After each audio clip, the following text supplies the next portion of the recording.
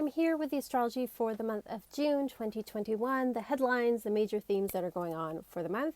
A couple of housekeeping things before I get started.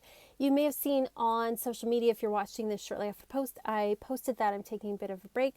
The break is from things like Facebook, TikTok, Twitter, that kind of thing, just because I'm finding I'm kind of wasting a lot of time there, like scrolling and stuff, and I'm kind of taking a little bit of a break, but I'm still posting here.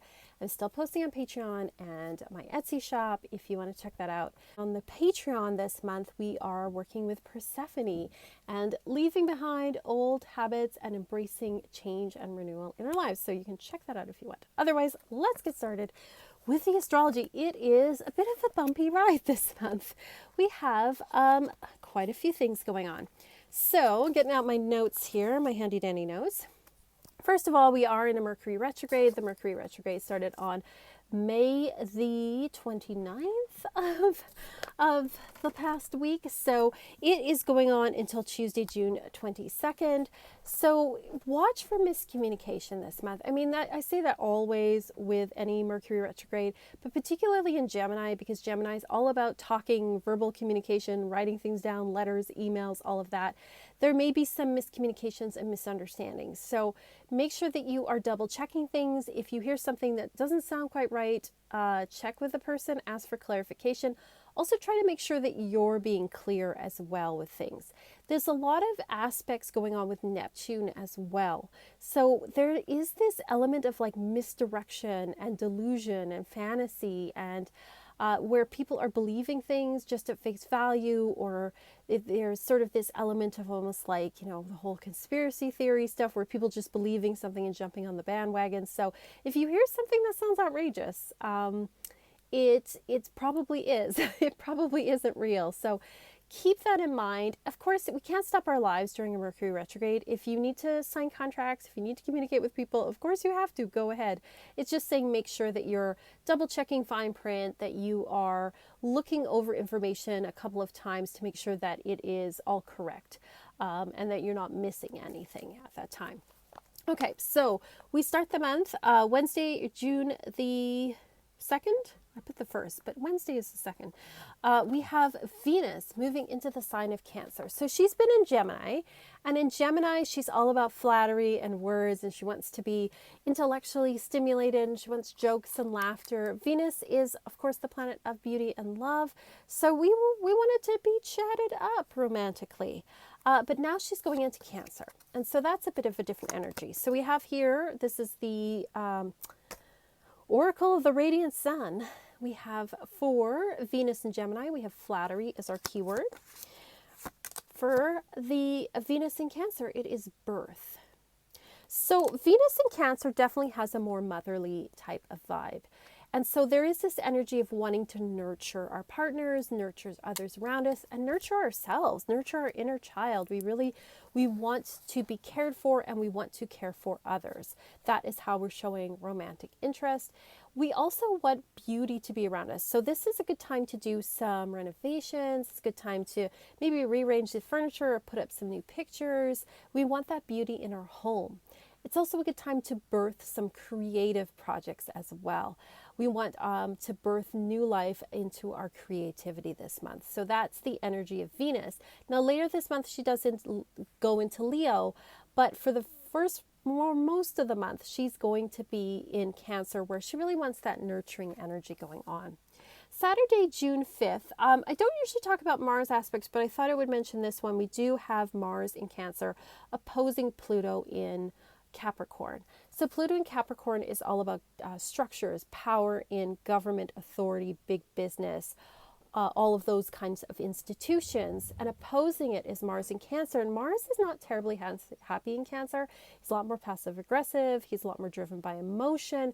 And so there may be something very emotionally volatile on that Saturday, something that comes up in our lives, either like we're challenging authority, or our authorities being challenged, and it's leading to this emotional reaction. We may see in the news emotional reactions to authority. So it is like a kind of a volatile day on that day. So I thought I would mention it. Now, the next thing we have an eclipse. So Thursday, June 10th, we have a new moon solar eclipse. Solar eclipses are always on the new moon at 10 degrees of Gemini. And it's an interesting new moon because new solar eclipses are all about beginnings and endings. So especially if you have something at 10 degrees in your chart, 10 degrees of Gemini especially, but any 10 degrees anywhere in your chart, you probably feel this more than others. Look at the Gemini house in your chart to see where this eclipse may affect you. Now, of course, new moons are always when the sun and the moon are together in the sky, forming a conjunction, but we also have Mercury forming a conjunction with that particular eclipse. So there is any of the themes that have been coming up during this Mercury retrograde. When Mercury and the sun get together, which is about halfway through the retrograde period, that's where it really becomes clear what that retrograde's about, what message it's trying to send us, what it is we need to redo or revise. And particularly with that eclipse, it's really going to become apparent on that day what it is we need to rethink and redo and maybe change and make a new start with in our lives. So really pay attention to your Gemini house for that day, June 2nd. It's also forming a square with Neptune, and Neptune's a planet that deals with things like spirituality and music and the subconscious, but it's also about fantasy and delusion and drugs and alcohol. So for some people, this may actually be a very stressful day. There may be elements of, maybe realizing that we've been deluded in some way, or we've been lying to ourselves about something, or someone's been lying to us. So there's a lot of information that actually comes to light around that day. So it's kind of like an intense day, June 10th. So watch what happens in your life around that time. Friday, June 11th, we have Mars moving into Leo. He is much more happy in Leo than he is in Cancer. So whereas Cancer is more like this passive-aggressive, emotional type of energy going on, with Leo, he's like saying what he thinks. He's out there. He's putting himself out there. He's driven. Now, the positive side of Mars in Leo is that it makes us more clear in our actions, more decisive. We're more willing to go for it. We're more assertive. The only danger is if you're already somebody that's pretty assertive and not afraid to go out there, it can actually become bullying. So, with any aspect, there's always good and bad, right? There's always the danger of going overboard. So let's look at our cards here. We have Mars in Cancer. The key word they have here is quarrel. Fighting, which I definitely can see that sort of that emotional reaction to things. Oh yes, this is a good one. Egotism. Look at this cock with his person head here. Yes, very nice.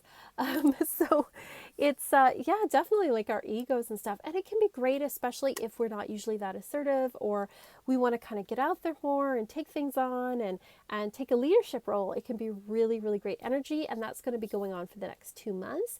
But just, don't go overboard. Don't be too pushy, that kind of thing.